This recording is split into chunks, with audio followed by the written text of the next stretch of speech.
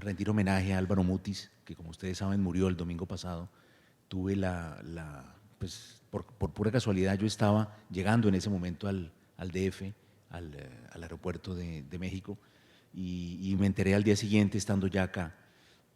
Así que, dado que la cátedra Julio Cortázar, uno de los que la creó es Gabriel García Márquez, que fue el mejor amigo, sin duda, de Álvaro Mutis, y también Carlos Fuentes, en la casa de Álvaro Mutis, no sé si ustedes lo saben, se conocieron Fuentes y García Márquez en una fiesta que hizo Mutis hace pues, más de 50 años. Y entonces me parece que de alguna manera en esta cátedra, la gravitación de esta cátedra también incluye la memoria de Álvaro Mutis, y yo como colombiano tengo la obligación también de rendirle homenaje, sobre todo en México, que fue el país, como ustedes saben, de residencia de Álvaro Mutis durante 50 años, lo que quiere decir que prácticamente Álvaro Mutis también era un escritor mexicano. Mi conferencia se llama Ciudad y Exilio. El exilio es uno de los nombres del viaje. Si el exilio es forzado, se convierte en un viaje triste, en una suerte de condena, y de este modo ser un exiliado en el fondo es ser alguien mutilado. Y solo algunos han tenido la suerte de transformar ese sentimiento triste en algo perdurable. El poeta turco Nizam Hikmet fue condenado al exilio, nunca pudo regresar a Estambul, su ciudad, y por eso el exilio fue uno de los motores de su poesía y de su vida. El exilio como una llama siempre encendida dentro de él. Podía sentirse bien en otros lugares, amar en otros lugares, pero era un hombre mutilado. Sobre esto escribió versos memorables, como este que dice: entré a Sofía un día de primavera, bella mía, la ciudad en la que naciste huele a tilos florecidos y todos me dieron la bienvenida. La ciudad en la que naciste es hoy para mí la casa de un hermano, pero uno no olvida nunca su propia casa, ni siquiera en la casa del hermano. Duro oficio es el exilio, muy duro. Mucho más atrás, los salmos ya nos hablan de la dureza del exilio. Los versos de quienes fueron expulsados de Jerusalén nos hablan de la profundidad de esa pérdida. Estos versos están en el Antiguo Testamento. Si yo te olvido, Jerusalén, que mi mano diestra pierda su destreza y que mi lengua se pegue al paladar si yo perdiera tu recuerdo. Las ciudades que reciben al exiliado abren sus brazos, pero todo es muy triste. Esas ciudades se convierten en el espacio privilegiado de la nostalgia, de plegarias que nadie escucha ni responde, plegarias tristes y nocturnas. El exiliado no camina por la ciudad real, sino por la que lleva adentro, y cruza calles, entra a cafeterías, se detiene por un rato en la fila de un cine, enciende un cigarrillo al lado de un puente, pero en realidad no está ahí. El exilio convierte a las ciudades en espacios invisibles, espacios, eso sí, llenos de historias.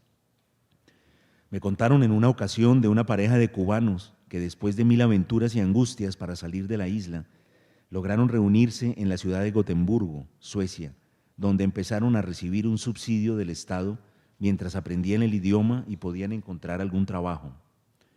De todas las ciudades tristes del norte de Europa, Gotemburgo puede que sea la más triste y la más fría. Más o menos un mes después de llegar, una tarde, los cubanos vieron el anuncio de un concurso de baile de salsa.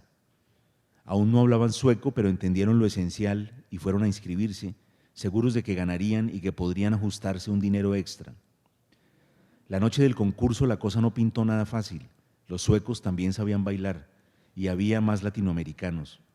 La pareja sudó, hizo sus mejores pasos y después de una reñida final lograron ganar el primer premio. Se abrazaron de alegría y subieron al escenario y se llevaron una sorpresa. El primer premio era una estadía de una semana en Cuba.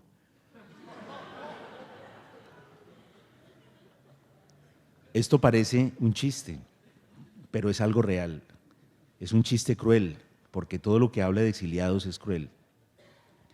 A principios de los 90 en París conocí a muchos exiliados, sobre todo políticos y económicos, dos formas muy parecidas de lo mismo, porque en ambas la posibilidad de volver es un sueño imposible.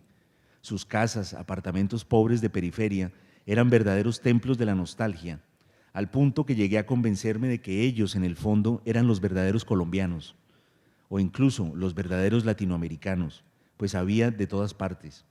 Esas casas parecían agencias de turismo, llenas de afiches del país, artesanías, música y libros del país y por supuesto cocina tradicional.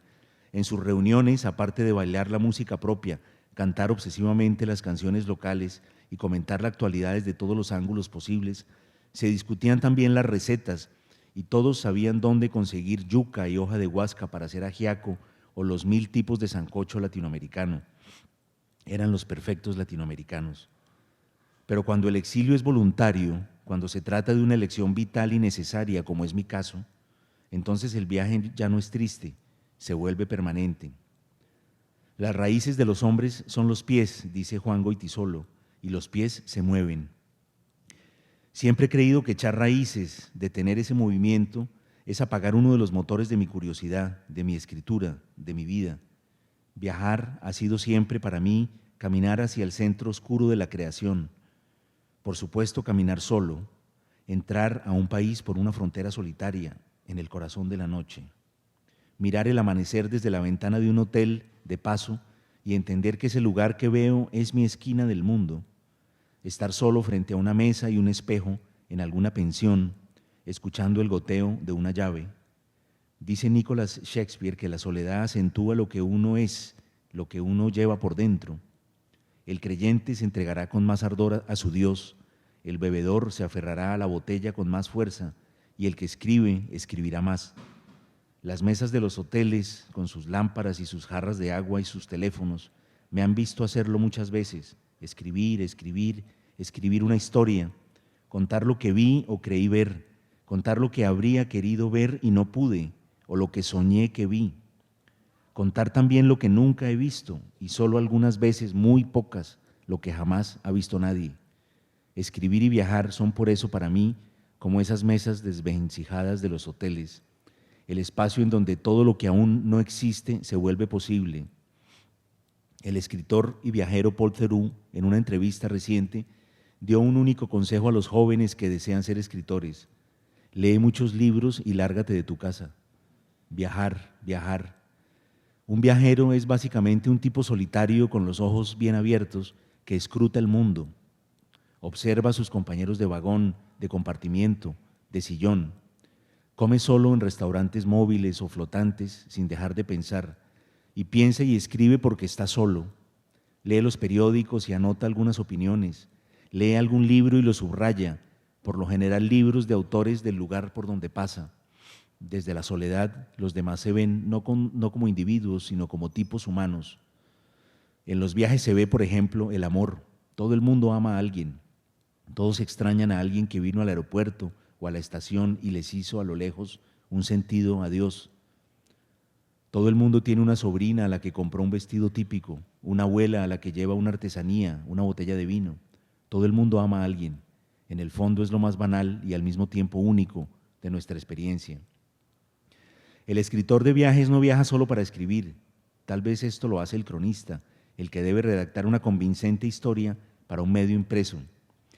El escritor de viajes va un poco más allá. Viaja para que lugares remotos y personas de otros mundos modifiquen su espíritu, lo transformen. Y el libro es el resultado de esa transformación, como nos dice Paul Bowles. ¿Y cuáles son sus armas? El poder descriptivo, acompañado de un buen glosario.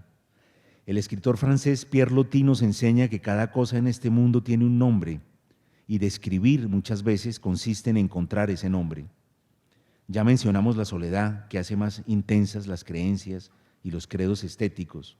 Tener buen oído, los diálogos, lo que dicen los demás. Es necesario saber escuchar, estar atento, y esto incluye saber elegir al que hablando nos muestra con más intensidad el alma de los lugares o las cosas. Y esto nos lleva al último punto, la intuición. Esta nos indica ante dos caminos cuál tomar, ante dos compartimientos de tren con un puesto vacío en cuál sentarnos, ante dos o más conversaciones a cuál acercar nuestra oreja. Pero nada de lo anterior tiene validez sin un arma fundamental, tal vez la única imprescindible, la vocación. La capacidad de hacer un esfuerzo sostenido y de llevarlo a término. Y esto en el fondo equivale a decir un desmedido amor por los libros. Al principio del viaje está también